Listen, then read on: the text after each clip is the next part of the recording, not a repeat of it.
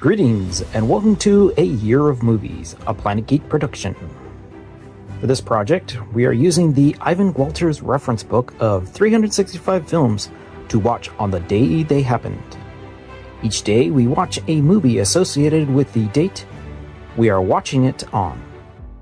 And as it is the 15th of August, we are going to be watching Victory from 1981, directed by John Huston and starring Michael Caine. So when it comes to this movie, it was a pretty big deal at the time when it came out, not only being a John Huston film, but also putting a Sylvester Stallone into this particular sequence of events. Now, I did not see this movie when it was originally released, but I did watch it on one of those, Super Channel First Choice movie networks that we had in Canada at the time. And that probably would have been the last time I'd seen it. So it has been quite a few years since I've actually seen this movie. And like I'd already mentioned, that Michael Caine and Sylvester Stallone star in this movie. However, it also stars Max von Sydow, Tim Pigott Smith, Daniel Massey, Clive Marison, Carol Laurie, and Anton Diffring. The head of a German POW camp, soccer enthusiast, Karl von Steiner, played by Max von Sydow, organizes a match between Nazi players and their Allied captors. Orchestrated as a way to push the Third Reich agenda, the high-profile game is set to feature an international team led by John Colby, played by Michael Caine, a veteran British player. While the team, which also includes Luis Fernandez, played by Pele, of Trinidad, trains for the match, Robert Hatch, Sylvester Stallone, plans a dangerous mass escape from the camp. So again, we go back to World War II to play out an escape movie. It is a often used trope, as it actually did happen quite often throughout World War II, especially when we had Allied prisoners coming together, putting all their ideas into one pile, and finding the people capable of doing this act of escaping from these POW camps set up by the Germans. This movie is no exception to that, but it does add the whole entire spirit of teamwork for the actual game itself of soccer.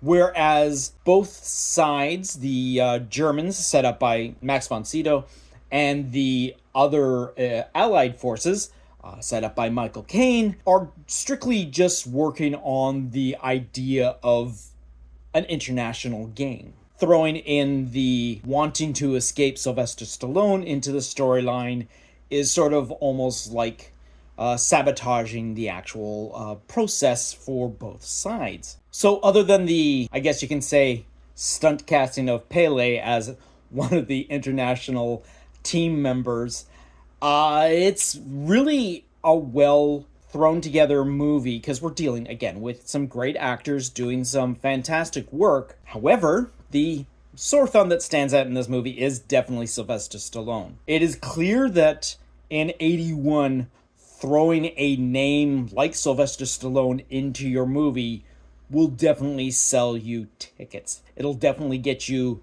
people in the seats to see what this is all about, because at the time, Sylvester Stallone was a hot commodity coming off of Rocky and Rambo and whatnot, so appealing to an international audience is a perfect way to put him in. Unfortunately, at the time, Sylvester Stallone hasn't quite gotten his acting chops under him, and what should have been a very well role still turns out to be the early Sly that a lot of people make parody of. He definitely doesn't seem to fit into the thing where he's actually shoehorned into the team as not being well skilled at the game of football slash soccer, depending on where you are in the world, but having to put him in goal where he doesn't have to run around the field and he can just throw himself at the ball to try and block it just seems like a missed opportunity for probably some sort of young up-and-coming actor to have gotten the role, even though I guess technically at the time, Stallone was an up-and-coming wanting to be actor. So the game itself is played on August 15th, when the actual team arrives in Paris for this game. And that happens about an hour and 13 minutes into this 1 hour and 56-minute movie. And on that note, we're going to wrap up this particular episode. Look off into the future to see what we're going to for tomorrow, which is August 16th, and that is going to be The Patriot from the year 2000. So until next time, go see a movie.